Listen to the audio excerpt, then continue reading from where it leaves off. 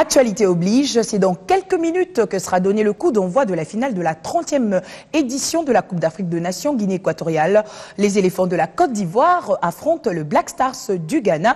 Qui de deux équipes sera sacrée championne d'Afrique? La réponse sera connue ce soir. Entre-temps, les vaillants léopards de la RDC, je l'ai dit, sont revenus au pays de leurs ancêtres après être classés 3e en finale de la Coupe d'Afrique des Nations Guinée équatoriale 2015. Je l'ai annoncé au sommaire, le coût de transport sur le fleuve Congo va certainement baisser grâce à la remise en navigation du bateau ITB Kokolo inauguré hier samedi 7 février 2015 par le chef de l'État Joseph Kabila Kabange. Le trafic entre Kinshasa et Kisangani en passant par Mbandaka redevient aisé. Bouffée d'oxygène pour l'Office national de transport. Après avoir subi les travaux des rénovations et des modernisations exécutés par la SCTP pendant 2 ans, l'ITB Kokolo peut à présent renouer avec le trafic fluvial après la cérémonie d'inauguration présidée par le chef de l'État Joseph Kabila Kabange.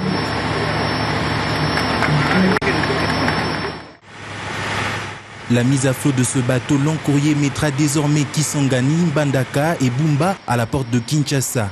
En croire le ministre de Transport et Voies de Communication, cette inauguration constitue un lever de soleil d'espoir. L'inauguration de ces convois, dont la réhabilitation a été quasi totalement financée par les trésors publics, grâce à la politique de la bonne gouvernance menée par les gouvernements sous le leadership exemplaire du chef de l'État, marque donc avec bonheur la reprise en main par l'État de toutes ses responsabilités dans ce secteur crucial de la vie nationale.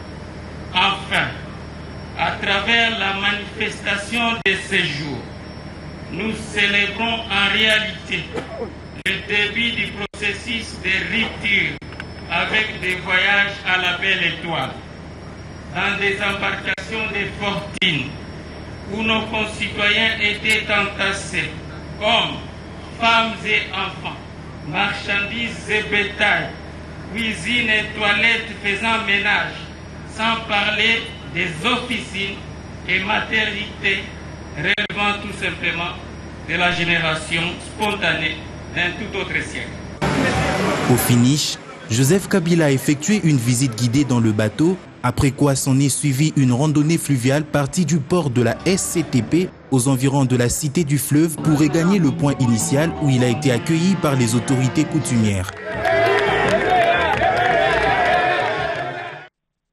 Et pour être tout à fait complet, sachez que le patron de la SCTP a assuré que le prix du billet tiendra compte du social de la population. Autre chose, fidèle à son franc-parler, Lambert Mende Omalanga s'en est vertement pris jeudi à tous ceux qui ont déformé les faits lors des incidents du mois passé en rapport à la loi électorale, tant par des SMS qu'à travers des médias étrangers. Au sujet des personnes interpellées, les porte-paroles du gouvernement promettent des jugements équitables sans oublier de stigmatiser des massacres perpétrés ces derniers jours à Béni par des inconnus. Ces points de presse est apaisanti sur les événements du 19 au 20 janvier dernier à Kinshasa et dans tout le pays. Pour Lambert Mende, les gouvernements déplorent et condamnent tous les actes criminels commis sous couvert des manifestations. C'est ici l'occasion pour les porte-paroles du gouvernement congolais de s'attaquer avec photos à l'appui à la manière dont une certaine presse a relayé ces événements. Le gouvernement de la République déplore la manière dont une certaine presse périphérique a rendu compte de ces tristes événements.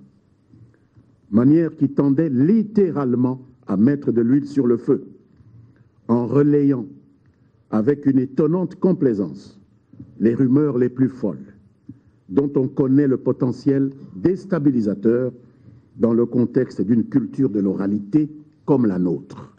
Lambert Mende a aussi revu à la hausse les nombres des victimes. Après avoir annoncé 14 morts, dont un policier, le gouvernement de la République, qui vient de terminer à rassembler des données qui ne lui étaient pas disponibles auparavant, doit en toute responsabilité revoir à la hausse le nombre de personnes décédées lors de ces tristes événements, Le nombre de personnes mortes à la faveur de ces événements sur l'ensemble du territoire national est estimé aujourd'hui à 27 personnes tuées. 4 à Goma, 23 à Kinshasa. Les 4 de Goma, parmi les 4, 3 enfants qu'on entraîne dans ce genre d'aventure. Le porte-parole du gouvernement congolais a réaffirmé la volonté de l'exécutif national d'en finir avec tous les groupes armés, dont les FDLR, dans l'est de la RDC. Les forces armées de la République démocratique du Congo ont lancé, vous le savez, depuis jeudi 29 janvier dernier, l'offensive militaire baptisée Sokola 2, dont le but est de procéder au désarmement forcé des rebelles rwandais de FDLR, après l'expiration de l'ultimatum qui leur a été adressé aussi bien par notre président que par la conférence internationale sur la région des Grands Lacs et toute la communauté internationale, après l'échec du processus de leur désarmement volontaire. Cet échange avec la presse a débuté par des félicitations du gouvernement de la RDC au Léopard, demi-finaliste de la CAN 2015. S'agissant justement des SMS, sachez que depuis samedi, les usagers de téléphones cellulaires sont contents d'avoir retrouvé ce service et l'Internet mobile a repris depuis ce dimanche à minuit, heure de Kinshasa. À propos singulièrement de la situation sécuritaire dans les Kivu, les motivations de l'opération militaire du désarmement forcé des rebelles des FDLR présentée dernièrement dans la capitale éthiopienne ont fait mercredi l'objet d'une restitution par le coordonnateur national du suivi de mécanisme de l'accord d'Addis Abeba. François Mombachi-Chimbi a avancé les raisons pour lesquelles l'offensive est en cours et de l'initiative du gouvernement et non de la communauté internationale. On l'écoute. Cette décision-là, d'abord, elle est conforme à l'idée que nous nous faisons de ce que nous sommes. Ces gens-là sont au Congo. C'est donc la responsabilité de la République démocratique du Congo. Ça n'a strictement rien à voir avec ni la MONUSCO, ni qui que ce soit d'autre. C'est une décision de souveraineté. Elle a été prise par le président de la République au nom des Congolais qui sont d'accord avec lui. Cette affaire, il faut la terminer. Ces gens-là n'ont plus leur place chez nous. Ils doivent pouvoir rentrer chez eux. Aucun d'eux ne doit pouvoir rester en République démocratique du Congo. Et sur cette base, j'insiste, il s'agit d'une position souveraine. C'est donc seul, souverainement, que nous avons, par le président de la République, décidé d'en finir par les armes, puisque le temps qui était passé, il faut le dire, entre le moment où ces gens-là prennent Goma et le moment où nous les frappons en novembre 2013, il était passé un certain temps, qui a pu aussi, là aussi, être interprété comme de l'inertie, comme de manque de volonté. Qu'est-ce que c'est que cette affaire d'aller discuter pendant un an en Ouganda et tout ça, etc. Mais lorsque la décision est tombée, on a vu le résultat. L'intégration économique de la République démocratique du Congo afin que d'autres États africains en tirent des dividendes semble être le leitmotiv du nouveau représentant de la Banque africaine de développement, Sylvain Maliko, qu'il a évoqué jeudi à l'hôtel du gouvernement. C'était à l'occasion de la première prise de contact avec le chef de l'exécutif central, Augustin Matata Pogno. Et après la primature, le numéro 1 de la BAD RDC a également pris langue avec le ministre des Infrastructures, Travaux publics et Reconstruction, Fridolin Kaswishi-Musoka. Valentin Zongo parti, c'est Sylvain Maliko qui arrive. Il a pour mission de maintenir les bons rapports constatés entre la BAD et la RDC. Le nouveau représentant résident de la Banque africaine de développement a rencontré dans la soirée de ce 5 février Fridolin Kaswishi, ministre en charge des travaux publics. Outre les félicitations d'usage de l'un à l'autre, les deux personnalités ont passé en revue les différents domaines de collaboration entre le gouvernement de la République démocratique du Congo et la BAD, principalement dans le secteur des infrastructures. La BAD a financé bien de projets dans ce domaine au pays, dont le plus récent est l'asphaltage du tronçon de la route nationale numéro 1, Pont-Louangué, Pont-Lauvois. Ces travaux confiés à une firme chinoise sont en cours. Sylvain Maliko entend apporter un plus dans cette collaboration. Nous avons plutôt parlé de la manière dont nous devrions ensemble conduire notre programme de coopération. et surtout dans le cadre de ce ministère qui est un ministère important par rapport aux questions de la transformation de l'économie. Il fallait parler de quelques actions que nous avons déjà engagées et les renforcer parce que la République démocratique du Congo est un pays dont l'immensité nécessite une attention toute particulière par rapport à la question centrale de l'intégration régionale en Afrique centrale. Après cette première visite de prise de contact, le nouveau représentant résident de la BAD va finaliser son processus d'installation et se mettre fermement au travail. Course vers l'industrialisation de la République démocratique du Congo, un draft de mesures d'accompagnement pour la promotion de l'industrie congolaise a été remis jeudi au ministre Germain Kambinga par des industriels intéressés par la campagne Made in DRC.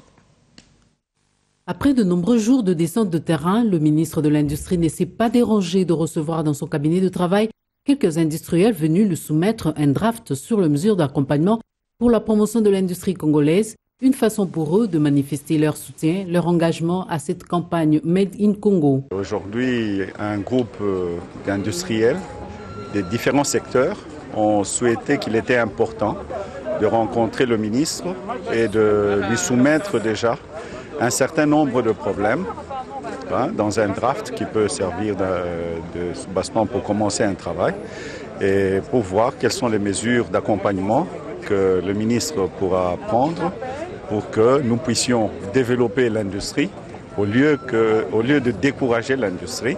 Georges Kakera Kodjo exprime ici ses impressions sur cette campagne. Donc tous les industriels sont quand même très satisfaits de l'engagement du ministre et à travers les actions déjà qu'il mène. Tout le monde est convaincu qu'avec cet élan qu'il vient de donner au ministère de l'Industrie, que ça va permettre aux industriels et peut-être beaucoup d'autres investisseurs pourront venir. Et c'est ceux qui sont présents qui pourront témoigner que le Congo est un pays où il faut venir investir. Rappelons que cette campagne qui a débuté à Kinshasa va s'étendre dans les provinces. Un mot d'économie dans ce journal. Dès le 31 mars prochain, la République démocratique du Congo et ses opérateurs économiques pourront se servir du système régional de paiement et des règlements du COMESA. Le système REPS facilite des transactions transfrontalières, notamment en paiement le même jour et l'assurance des risques, même politiques. La Banque centrale du Congo jouera le rôle de correspondant, d'autant plus que le gouverneur Deogracias Mutombo Mwananyimbo préside actuellement le COMESA. L'importance et l'intérêt du système régional de paiement et de règlement du COMESA REPS découlent de recommandations issues de la 20e réunion du comité des gouverneurs des banques centrales du COMESA. La République démocratique du Congo est déterminée à rendre opérationnel le concept le 31 mars prochain, ce qui explique la journée de sensibilisation animée par le secrétaire exécutif de la Chambre de compensation du COMESA, M. Mansour. Le but, la participation effective des opérateurs économiques du pays à cette plateforme régionale de paiement et de règlement. Le gouverneur de la BCC, en sa qualité du président du dit comité, met en exergue les avantages du système REPS. Nous avons organisé cette journée de sensibilisation à laquelle ont été conviés principalement l'Association congolaise des banques et la Fédération des entreprises du Congo, qui sont les utilisateurs et les bénéficiaires privilégiés de ce système, de manière à créer de bonnes conditions d'adhésion et une forte implication du monde des affaires dans l'exécution de ce projet, parce qu'il ne nous reste que mois et demi pour atteindre fin mars. Et c'est cela la condition nécessaire au respect de l'échéance fixée du 31 mars pour le lancement effectif du REPS en RDC. Les échanges étaient fructueux au cours de cette cérémonie de sensibilisation qui a connu une participation active et soutenue des différents représentants.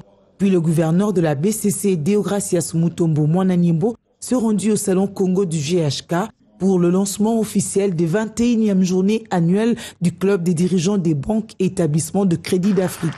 Les participants venus du monde entier vont échanger autour du thème « La nouvelle banque africaine, les défis du changement en marche », un thème évocateur et d'une grande importance pour le devenir de l'Afrique, a souligné Deogracias Mutombo Mwananyimbo.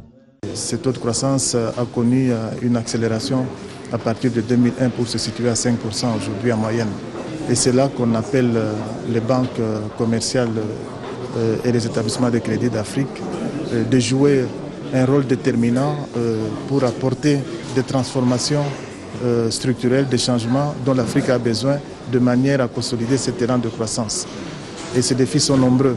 Parmi ces défis, il y a l'amélioration de la collecte de l'épargne intérieure, l'allocation efficiente de ressources au financement de l'économie et la gestion de moyens et systèmes modernes de paiement aujourd'hui. La Banque africaine de demain se doit d'être moderne, solide, dynamique, performante et innovante. 5 mois avant la mutation du paysage audiovisuel de la République démocratique du Congo, suite au passage de la télévision analogique à la télévision numérique terrestre, BIOAN a été honoré mardi par la visite du bureau du Conseil supérieur de l'audiovisuel et de la communication.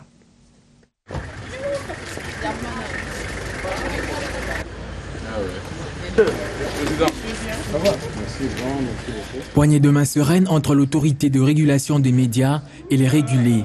Le CESAC a franchi la porte de BIOAN dans le cadre de son programme de visite pédagogique sur la basculation de l'audiovisuel congolais de l'analogie au numérique dans un avenir proche. Comme un bon guide, le patron de BIOAN a personnellement dirigé cette visite guidée. Du studio radio à la régie finale de la télévision, de l'installation des prix mérités par BIOAN à la régie de la réalisation télé, pour finir au grand studio, le plateau d'enregistrement. On va basculer. Occasion pour le président de cette institution d'appui à la démocratie de souligner l'importance de la visite. Dans nos attributions, la loi nous demande d'assurer la promotion et le développement des médias, de les accompagner dans les changements technologiques. Donc nous sommes concernés au premier point dans la convergence numérique qui préoccupe les médias actuellement. De la même manière, cette même loi nous demande d'assurer la qualité de la production. Là, nous sommes dans le contenu. Et c'est ce qui explique ce genre de visites que nous sommes en train d'effectuer, ce genre de visites d'information. Nous voulons savoir, nos médias sont arrivés à quelle étape vis-à-vis de l'échéance qui nous attend. Donc la transition vers la TNT. Aujourd'hui, nous sommes contents, nous sommes heureux de constater que ici vous êtes suffisamment, je voulais même dire que vous êtes un peu en avance par rapport à ce qu'on imaginait. Mais les autres, ils ne sont pas au même niveau. Par ailleurs, cette journée de 3 février est doublement significative pour BIOAN, qui célèbre le lancement de l'émission de ses fréquences radio et télévision pour une couverture nationale. Joyeux anniversaire BIOAN, on est ensemble. Et on reste dans le cadre de cette visite pour vous dire que celle qui crevait l'audimat à l'époque lors des présentations de ces journaux télévisés, la porte-parole du CESAC, Chantal Kanimbo, a improvisé un journal télévisé qu'elle a présenté en présentatrice vedette de plusieurs années à la chaîne nationale et elle est restée égale à elle-même. Suivez.